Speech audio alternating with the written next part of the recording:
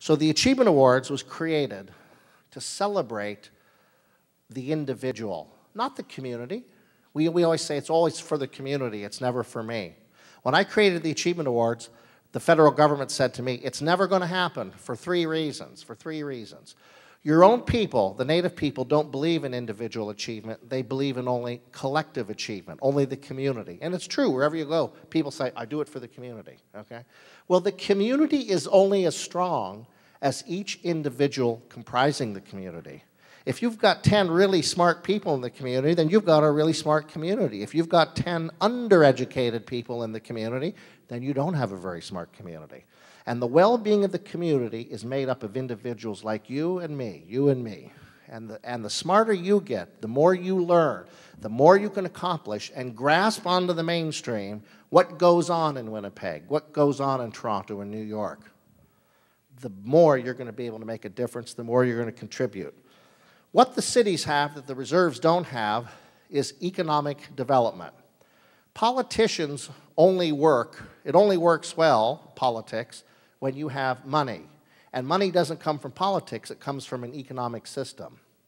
And the whole point of the Indian Act is to keep First Nations from having an economic system. Why? Because we would then try to claim the land back. We would try to invest and buy the land back. We would assert more of our rights in courts because we'd have more money. If we had more economic development, we'd have more money. We could fight more court cases. But we can't fight more court cases because the government gives us money, and they give us very little money, so we can't fight the court cases. Because they know it's our land, and we know it's our land, and this is the way they can keep the land from us. So the resistance in the old days was the American Indian movement. Quite frankly, you know, I, as a very conservative symphony conductor, would have never supported them 30 years ago. Today, I understand it very clearly. It was the only way they could fight back. But today, in our society, with the Aboriginal population growing, with the fact that we are winning more rights, it's incremental, it's tiny advances that we make, we're beginning to make advances. But we are a very big public policy issue for the Government of Canada. The Government of Canada is spending $10 billion a year on us. Most of the money doesn't come to us.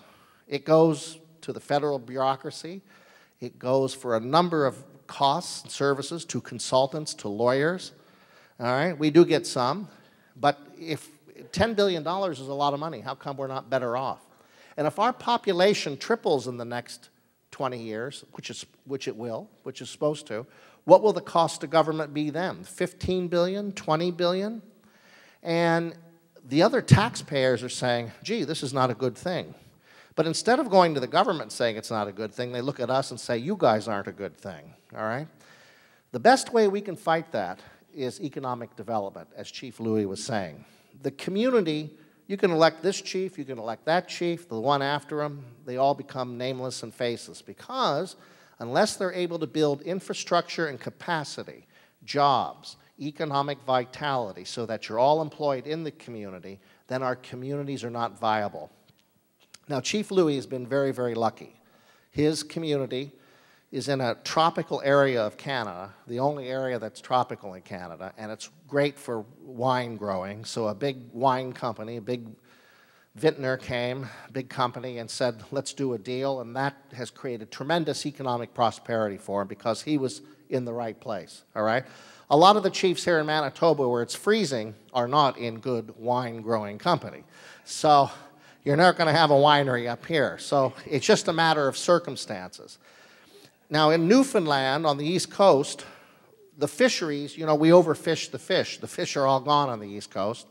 So when the oil sands in Alberta grew, this huge reservoir of oil, a lot of the people a lot of the Newfoundlanders moved to the oil sands in Alberta. In our own remote northern communities, even though there's no jobs or prosperity, we won't move. We keep hanging on there. For what purpose? Because the Creator put us there eventually? I'll tell you, folks, I'd rather live in a nice house in Toronto, for me. I'd rather have my kids had really good education, nice clothes, got to see Paris, had the Nintendo Wii game. All right? This is a choice for all of you to make. We don't talk about these issues We hide them. We don't really talk about these issues. Oh, we talk about let's being traditional, and the Creator's going to smile on us and everything. You know that old saying, God helps those who help themselves? We have to get along with the people who live here. Unfortunately, 500 years ago, we had a very weak immigration system here, and we allowed the Europeans to come over. We can't uninvent the white man. We have to live with them. But we have to find a way to have them stop from persecuting us. And the reasonable way, the logical way, the way for you as the next generation of leaders is education, is economic development. The more successful you are, the more successful your family will be. The more successful you and your family will be, the more successful your community will be. There's not much more I can really say. I wish you all very well. And just remember, as you leave today, knowledge is power, and power can take you places. I wish all of you the best wishes. Thank you.